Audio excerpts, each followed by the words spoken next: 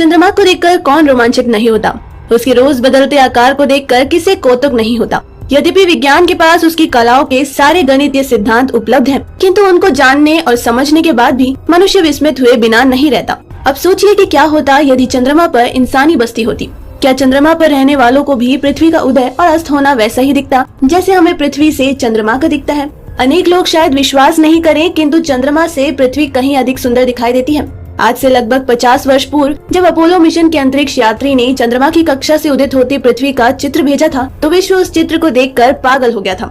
ध्यान रहे, यह चित्र चंद्रमा की कक्षा से लिया गया था, न कि चंद्रमा की सतह से। चंद्रमा की सतह से पृथ्वी कैसी दिखती है, इसको जानने से पहले हम चंद्रमा की चाल एवं गति को समझते हैं। चंद्रमा की सतह से पृथ्वी का लिया हुआ चित्र यहाँ प्रकाशित है। सर्वप्रथम तो जैसा हम जानते हैं कि आकाश में लटका प्रत्येक ग्रह या उपग्रह लगभग गेंद की तरह है, जो निरंतर अपनी धुरी पर घूमता रहता है।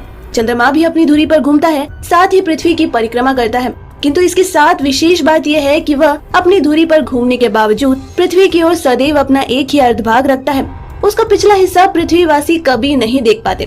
इस तरह चंद्रमा के पीठ वाले भाग से पृथ्वी कभी दिखती नहीं तथा सामने वाले भाग से पृथ्वी कभी ओझल नहीं होती। यानी पृथ्वी को देखकर यहाँ करवा चौथ करना संभव नहीं। केवल चंद्रमा की उत्तरी या दक्षिण ध्रुव पर किनारे वाली कुछ जगह ऐसी है जहाँ से पृथ्वी का उदय और अस्त देखा जा सकता है।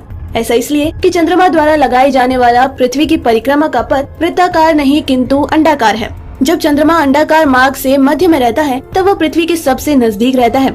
अतः पृथ्वी वासियों को वह बड़ा दिखाई देता है, जिसे हम सुपर मून भी कहते हैं। और अंडाकार मार्ग के सिरे पर वह सबसे दूर हो जाता है।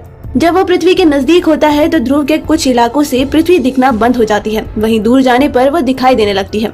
इसी जगह से पृथ्वी के उदय और अस्त को देखा जा सकता है। चंद्रमा की सामान्य सतह से देखने पर पृथ्वी चंद्रमा की तरह 16 कलाओं में आकृति बदलती रहती है, किंतु पृथ्वी से किसी भी दिन दिखने वाले चंद्रमा से ठीक विपरीत उसका आकार होता है। जब हमारे यहाँ अमावस होती है तब चंद्रमा पर पृथ्वी पूरी खिली होती है और पूर्णिमा के दिन चांद पर अमावस। चंद्रमा से पृथ्वी एक ही स्थान पर लटकी दिखती है और चांद से 4 गुना बड़ी दिखती है। जितना प्रकाश चांद हमें देता है उससे 45 से 100 गुना पृथ्वी चांद को देती है।